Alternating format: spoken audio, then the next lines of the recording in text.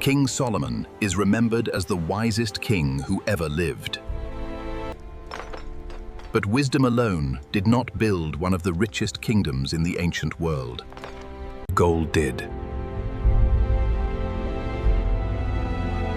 And the richest king in the Bible built his entire fortune on a place no one has ever been able to find.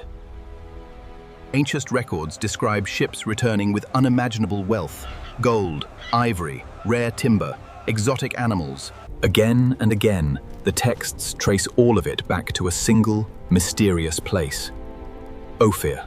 For nearly 3,000 years, no one has been able to prove where it actually was. The name survived. Kings quoted it. Poets invoked it. Explorers chased it across 3 continents, and were almost always wrong. Christopher Columbus once believed he had found Ophir on the island of Haiti. Sir Walter Raleigh went looking for it in the jungles of Suriname. A Spanish captain, convinced he had finally located it in 1568. Named an entire Pacific archipelago after it, the Solomon Islands. A name that still appears on every world map today. Attached to a place that almost certainly has nothing to do with Solomon at all. Some believe Ophir was in Arabia. Others argue for East Africa. Some point toward India. A few have chased it as far as the Philippines and the Americas. How does a land famous enough to define a king's fortune disappear so completely? And after a century of digging, sailing ancient trade winds, and deciphering forgotten scripts, has archaeology finally found a way to answer the question the Bible itself never did? This is the search for Ophir. Before we can search for Ophir, we have to understand why anyone went looking for it at all. The biblical account of Solomon's reign describes a kingdom transformed almost overnight, a temple built from cedar and overlaid in gold. Every 3 years, ships return to port carrying gold, precious stones, and exotic goods from distant lands. Foreign rulers, including the Queen of Sheba, are said to have traveled great distances simply to see the wealth for themselves. For centuries, some scholars dismissed these numbers as legend, the kind of exaggeration common to court literature written long after the fact. And the honest answer is that archaeology cannot confirm every figure in the text. The scale of Solomon's kingdom, and even the size of Jerusalem in his lifetime, remains one of the most debated questions in biblical archaeology. With researchers such as Israel Finkelstein arguing for a smaller, more modest capital than the text implies, and others defending a wealthier, more expansive reading of the evidence. What is not in dispute is that the region did undergo a real transformation in wealth and trade during the Iron Age, and that the biblical writers anchored that transformation to one specific source. Not conquest, not tribute. A trading expedition sent by sea to a place called Ophir. That leaves us with one question, and it is the question this entire investigation is built around. Where did all this wealth come from? Ophir is not a passing mention.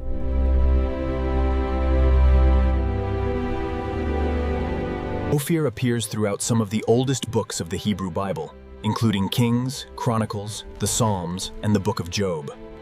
And in the Book of Job.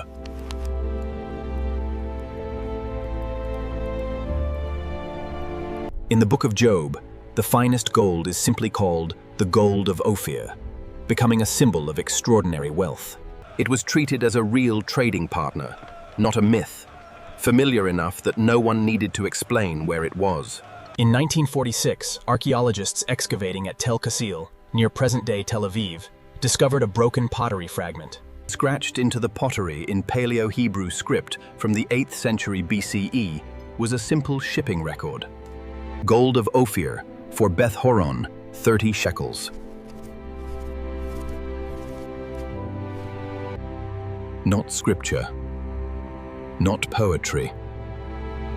An invoice. It is the closest physical evidence that Ophir was a real trading name, not simply a literary invention. But the ostracon confirms only the name. It tells us nothing about the location. Before following the ships any farther, there is a small problem in the text that deserves our attention. The Book of Kings says, Solomon's fleet sailed to Ophir and returned with gold. The Book of Chronicles appears to describe the same 3-year voyage, but names the destination as Tarshish instead of Ophir. 2 books, 2 names, possibly 1 voyage, possibly 2. Scholars explain the difference in several ways.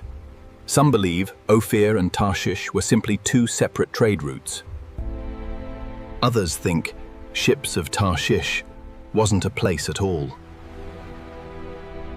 More like calling something an ocean liner today, a type of ship, not a destination. A third group points to Tartessos, a real trading city in southern Spain, as the true Tarshish, which would mean the Bible is quietly describing 2 completely different trade networks. Nobody has settled it, and we're not going to settle it here. What matters for us is simpler. Even the source text isn't one clean, consistent map. Ophir may just be one of several names the ancient writers used for wherever our gold comes from. With that on the table, let's follow the clearest thread we actually have, the voyage itself. If Ophir cannot be found on a map, perhaps it can be found by retracing the journey to reach it. The biblical account is specific about the starting point, Ezion-Geber, a port on the Red Sea. Archaeologists have long associated this site with Tel el-Khalifa, near modern Eilat and Aqaba, excavated first by Nelson Glueck in the 1930s. As with so much of this investigation, the identification is plausible, but not certain. And the exact dating of the site's occupation has been revised more than once, as new excavation techniques replaced older assumptions. From there, the text describes a partnership, Solomon's fleet sailing alongside ships and sailors supplied by Hiram, king of Tyre, a Phoenician power with generations of maritime experience and the Israelites did not yet have. This detail is a clue in itself. It suggests Ophir was reached by open water navigation, not overland caravan, and that reaching it required expertise Israel had to borrow. Then there is the detail that has shaped nearly every theory since. The voyage took 3 years.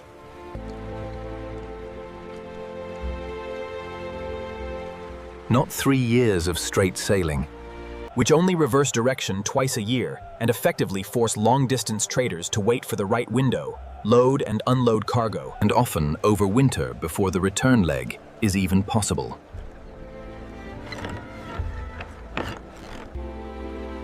A 3-year round trip does not fit a short hop down the Arabian coast. It fits a genuine long-distance expedition into waters governed by wind patterns the sailors could not control. And everything Solomon's court depended on: the gold lining the temple, the throne of ivory, the reputation that drew foreign rulers to Jerusalem, rode on ships that vanished over the horizon for years at a time, with no guarantee they would come back at all. Wherever Ophir was, it was far enough away to demand patience measured in years, not weeks. Which means, as we test each candidate ahead, that single detail, 3 years, is the one that will decide who survives and who gets ruled out. If the voyage points toward distance, the cargo points toward direction. The biblical lists describe gold, silver, ivory, sandalwood, and 2 categories of animals rendered in most translations as apes and peacocks. Each item is a piece of evidence, and treating it as such changes the shape of the investigation. Gold and ivory alone tell us little. Both were available across a huge swath of the ancient world, from Arabia to East Africa to South Asia. They narrow nothing on their own.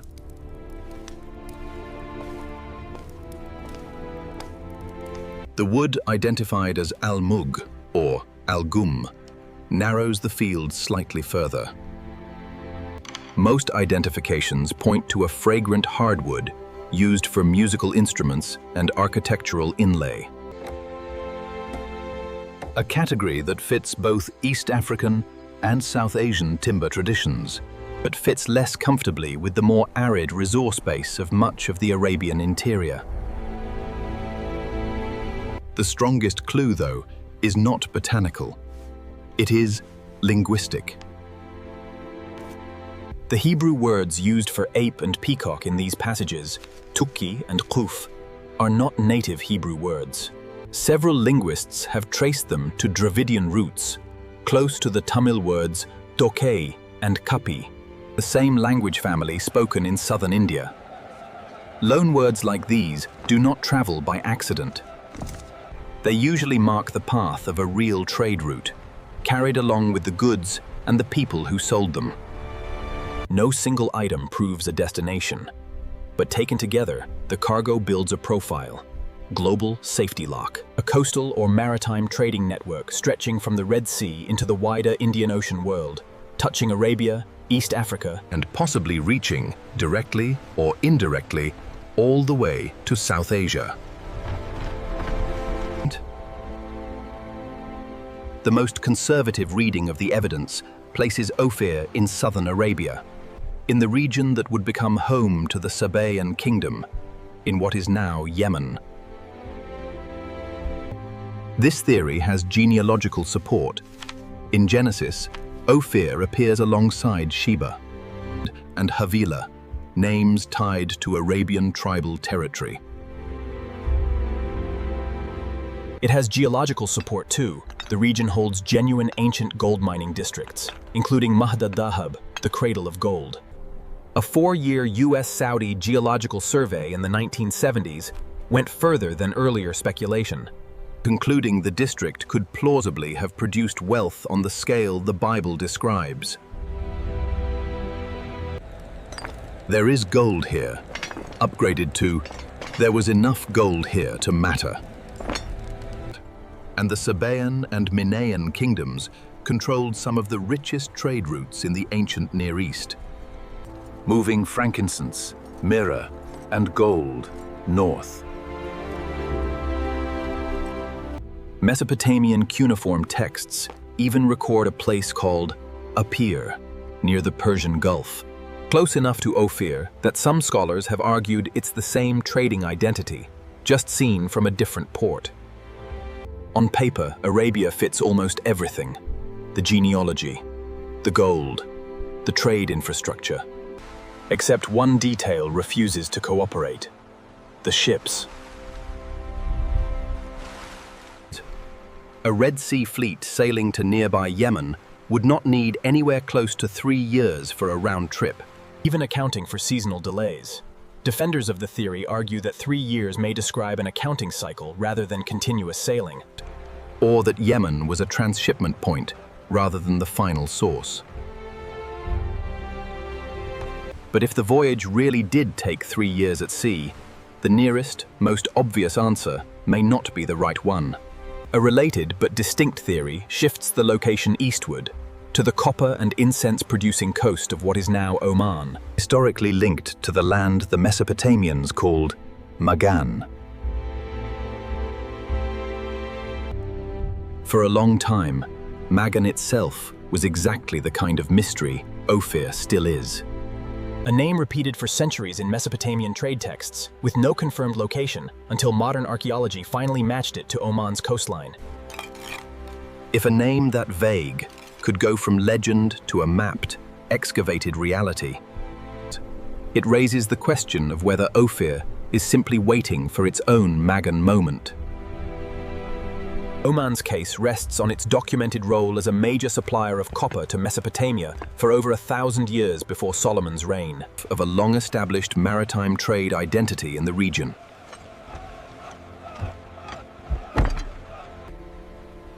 Its coastline sits directly on the route between the Red Sea and the Indian Ocean, making it a natural staging point for ships continuing on to East Africa or South Asia, rather than a dead end. The evidence here is strong for trade infrastructure and weak for gold specifically. Oman's ancient economy was built primarily on copper, not gold, which makes it a compelling waypoint on the journey to Ophir, but a less convincing candidate for Ophir itself. Some researchers resolve this by treating Oman not as the final destination, but as the last major port before ships crossed open water toward Africa or India. The last place Ophir was still in sight of land.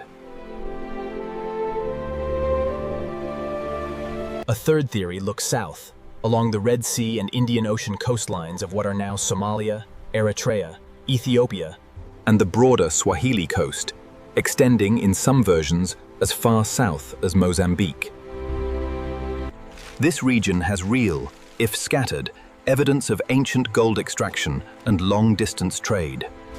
And it fits comfortably within the sailing range implied by a multi-year Red Sea voyage. Genetic and archaeological studies of Swahili coast trade networks confirm this coastline was linked to Arabian and South Asian trade routes for millennia, moving gold, ivory, and other goods northward long before and after Solomon's era. This region is also tied to one of the most famous and most cautionary chapters in the entire search for Ophir.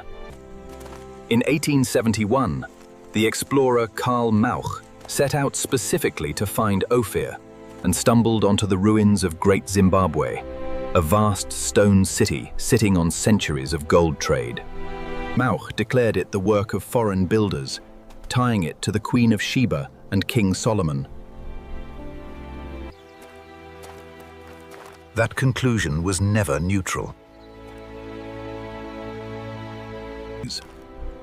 It reflected a colonial-era assumption, common among European explorers of the time, that the local African population could not have built something so monumental themselves. So the credit was handed to outsiders instead, and the theory was later used by colonial authorities in southern Africa to cast African economies as mere tributaries of a biblical kingdom. It took decades to correct.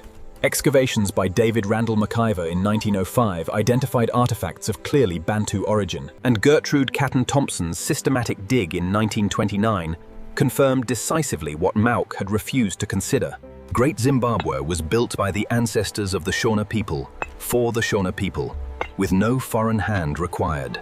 Radiocarbon dating later placed its construction between the 11th and 15th centuries CE, roughly 2,000 years after Solomon's reign. A spectacular, gold-rich, thoroughly real ancient city, and completely irrelevant to this investigation, for reasons that turned out to be about more than just the calendar. That does not eliminate East Africa as a region. It simply means the search has to focus on smaller, earlier sites and trade networks, rather than the monumental ruins that first captured and misled European explorers' imaginations. The fourth major theory is also the one most likely to surprise a modern audience. That Ophir lay not in Africa or Arabia at all, but on the Indian subcontinent. This theory rests heavily on the cargo itself. Peacocks are native to South Asia, not Arabia or East Africa. Sandalwood, one of the leading candidates for the almug wood described in the text, is a signature South Asian export. And the linguistic evidence discussed earlier, the Dravidian roots behind the Hebrew words for ape and peacock, points in the same direction. The historian Josephus, writing in the 1st century CE, identified Ophir with a golden land in India. reflecting a tradition that was already old in his time. Centuries later, some scholars connected the name Ophir to Abhira, a region near the mouth of the Indus River, though this identification remains linguistically contested. The obstacle is distance and navigation. Reaching India from the Red Sea requires either a long coastal route hugging Arabia and East Africa, or an open water crossing timed to the same monsoon winds discussed earlier. A technique later mastered by Greek and Roman traders in the Roman-era Indian Ocean trade. But one whose availability to 10th century BCE sailors is harder to confirm. If that sounds like a lot to ask of Bronze Age sailors, it is. But it's not impossible. It just depends on one open question. If Solomon's fleet, working with Phoenician sailors, had access to that monsoon knowledge that early, the 3-year round trip stops being an obstacle and becomes the explanation. That single if is the entire theory. It rests on one unanswered question: how early sailors truly understood the wind. Every theory so far treats Ophir as a single fixed point on Solomon's map. One coastline, one kingdom, one port his ships were aimed at. But there is another possibility, one that has gained ground among researchers precisely because it explains something the single location theories cannot. Global safety lock. Why the cargo lists include goods from such geographically distant sources all at once. Gold, sandalwood, ivory, and peacocks do not all originate in the same 200 miles of coastline. Arabia does not produce peacocks. East Africa does not produce sandalwood.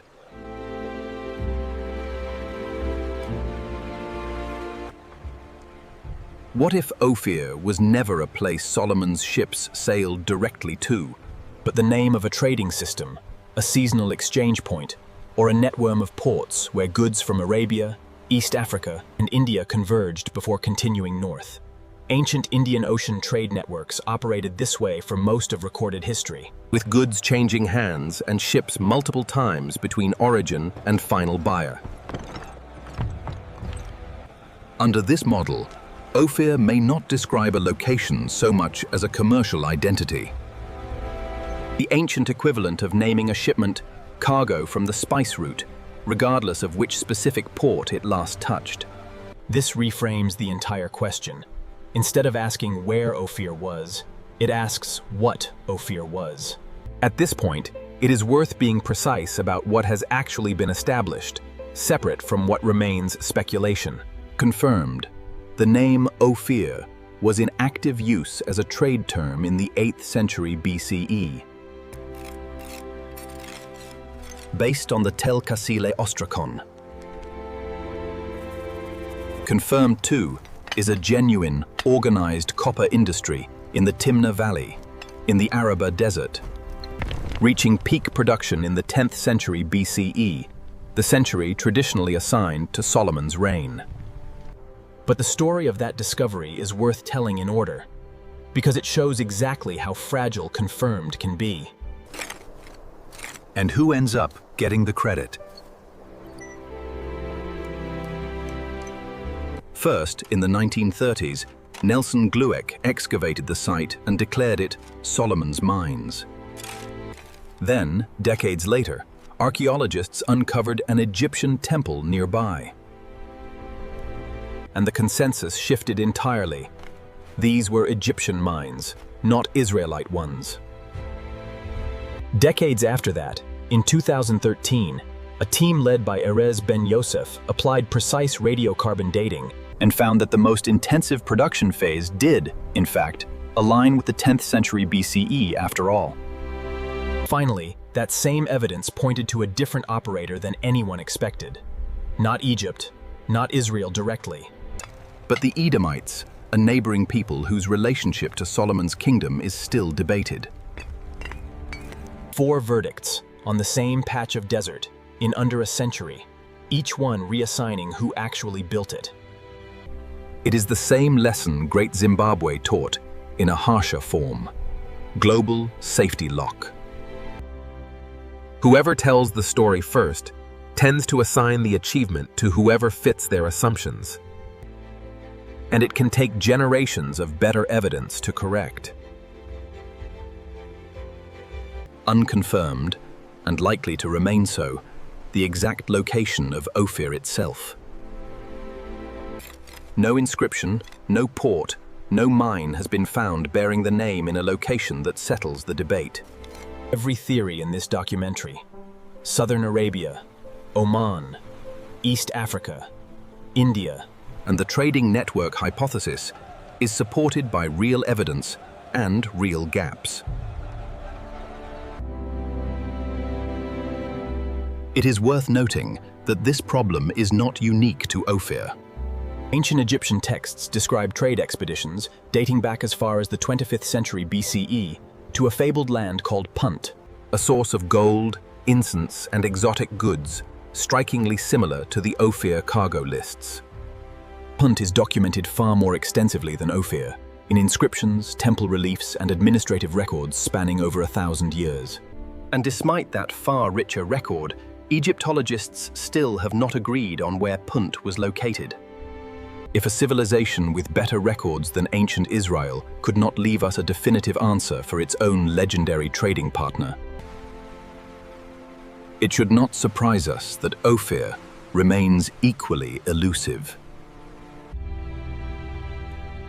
Here is something almost no version of this story stops to ask. In 3,000 years of searching, across 4 continents, through Portuguese explorers, Victorian archaeologists, and modern excavation teams with satellite imaging and radiocarbon labs, not one single port, ruin, or inscription has ever turned up reading Ophir on it. Not one. Compare that to Tyre, or Byblos, or Ezion-Geber itself. Real ports that left real names carved into real stone. Ophir left nothing. Not a wall, not a warehouse, not a grave marker. Maybe that's not because we haven't dug in the right spot yet. Maybe it's because a port isn't what we're looking for.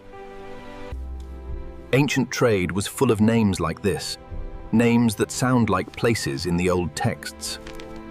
But that may, on closer inspection, be something else entirely.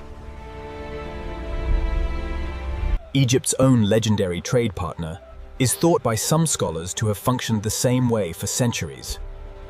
A name attached to a category of goods and a general direction, more than a single spot on a map, global safety lock. Though this too remains debated rather than settled. Tarshish, as we saw 2 chapters ago, might be a ship type wearing a place name's clothes.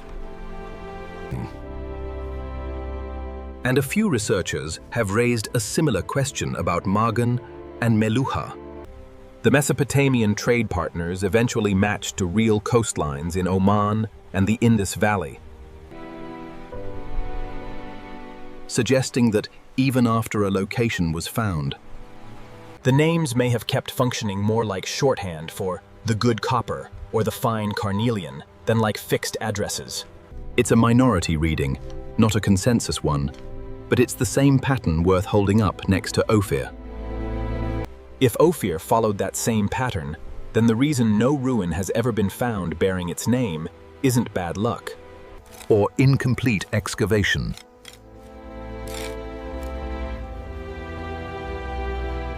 It's that we've been digging for a noun, when Ophir may always have been closer to an adjective, not a place. But a label for a certain kind of wealth, wherever it happened to come from that season. That one shift, from where is it to what was it, is the closest thing this 3,000-year search has to an answer. Weighing every theory against the evidence, Rather than against which story is most appealing, a picture emerges. Southern Arabia has the strongest textual and geographic support, but struggles to explain the 3-year voyage. East Africa fits the sailing distance and has real ancient gold trade. But its most famous proof, Great Zimbabwe, is centuries too late. And its discovery story is a warning in its own right. India best explains the specific cargo and the linguistic evidence, but requires a level of monsoon-timed, open ocean navigation that is difficult, though not impossible to confirm for this early period.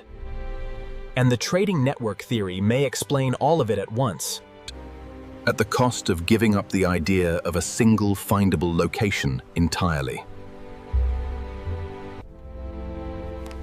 No theory currently commands the kind of consensus that would let us close the file. What can be said is that the most likely answer is not a single, dramatic discovery waiting in the sand, but a combination, a maritime network stretching from the Red Sea through Arabia and East Africa and, at least indirectly, touching India, with Ophir naming either one key node in that system or the system itself. Certainty remains out of reach, not because the evidence is weak, but because trade networks, unlike cities, rarely leave a single address behind. Perhaps Ophir was never truly lost. Perhaps we've simply been looking for a place when what we should have been tracing all along was a route. Solomon's temple is gone. His throne of ivory is gone. Almost everything the ancient texts describe as proof of his wealth has long since turned to dust, or been carried off by later conquerors. But the one piece of the story no army could destroy and no fire could burn was a name. Ophir. Scratched onto a shard of pottery. Repeated in poetry written centuries apart. Chased across 3 continents by explorers who were almost always wrong, and occasionally, perhaps, almost right. If the greatest treasure of the wisest king in history could vanish this completely, and still refuse to be forgotten, it raises a larger question. How many other kingdoms, and how many other trade routes that once moved gold, ivory, and fortune across entire oceans are still waiting beneath deserts, forgotten coastlines, and the floor of the ancient seas? Archaeology has gotten remarkably good at finding places. A buried wall, a sealed tomb, a city under centuries of sand. What it has never been good at is finding routes. A place stays where you left it. A trade network doesn't. It moves with the ships, the seasons, the people who carried it. And when it stops, it doesn't collapse into ruins you can excavate. It just goes quiet. That may be the real reason Ophir was never found. Not because we dug in the wrong place, but because we were always looking for a place at all. And some of history's richest stories were never buried. They were simply in motion, and then one day, they weren't.